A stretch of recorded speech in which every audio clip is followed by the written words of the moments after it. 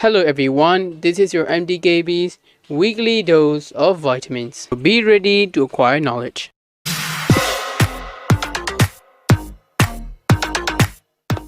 Vitamin C, also known as ascorbic acid, ascorbate, you can also see it in some labels with other minerals like sodium and calcium ascorbate salts. Vitamin C is a very well-known vitamin throughout the history, known both for aesthetics and health.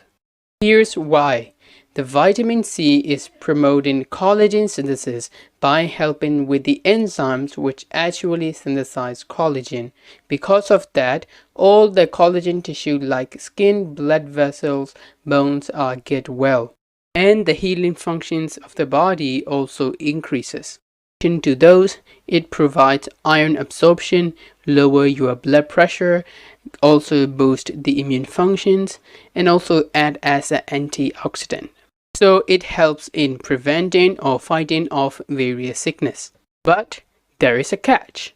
As vitamin C is a water-soluble one, it does not stay in the body for a long time because the kidneys have to excrete it. If you don't take vitamin C at all for like some weeks or months, you are likely to show symptoms of deficiency. Most common one is scurvy, as you might have heard, which symptoms include dry, rough skin, gum bleeding, loss of teeth, hair damage, easy bruises, and others. Also, vitamin C deficiency can cause anemia, iron deficiency, bone abnormalities, and many related ones. In sum, it is not good to ignore or lose vitamin C from your diet. As I said earlier, it does not stay in the body for so long, so you should get enough amount more frequently. According to Mayo Clinic, the recommended daily amount is 65 to 90 mg. Don't exceed more than 2000 mg per day, then it would cause more harm than good, like kidney stones, nausea, and many others. Although there are many cheap supplements out there, if you take proper amount of ascorbic acid from your food, you don't have to take the supplements. Foods that include vitamin C are citrus fruits, orange, lemon, broccoli, and many more. As it is mostly present in the watery part of foods, it is best to find organic food and eat it fresh without cooking, which can reduce the amount of presence of vitamin C.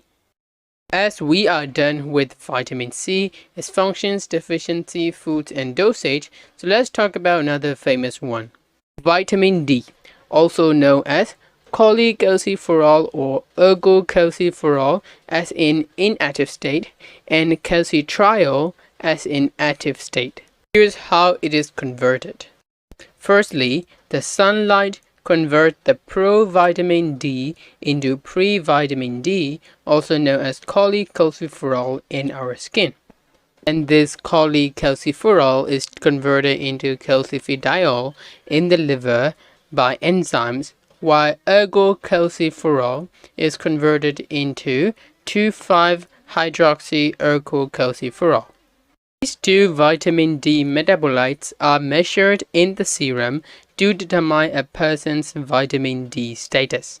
The calcifidiol is further converted by the kidneys to form calcitriol, the biologically active form of vitamin D. That's how it enters into our body. That's a long way, isn't it? But it is worth it because vitamin D regulates your body concentrations of calcium and phosphate, thereby promote healthy growth, bone remodeling, and also mental health because of calcium regulations. Not only that, if you have deficiency of vitamin D, then you will have rickets, osteoporosis, bone and back pain, hair loss, muscle pain, or even depression. So now we have more than enough reasons to go out in the sun just a few minutes a day to get enough vitamin D. If you can't, there are supplements out there, but as you know, being natural is better. And also the foods that contain vitamin D are fatty fish, salmon, egg yolks, fortified soy milk, yogurt, and mushrooms. Lastly, the recommended dosage of vitamin D is about 400 international units or IU for the children up to 12 months and 600 IU for people from 1 to 70 years old and 800 IUs for people over 70 years. Just remember that vitamin D is a fat-soluble vitamin, meaning that it is stored in your body. So excessive intake can cause toxicity. So be sure to have a doctor prescription before you start your vitamin D therapy. In this video, we get the knowledge of how vitamin C and vitamin D plays an important role in our daily lives. Now, this is our first video in this weekly dose series. Be sure to subscribe and like to my channel that you can see more weekly dose series of vitamin. And also stay safe, stay healthy, and be ready to acquire knowledge.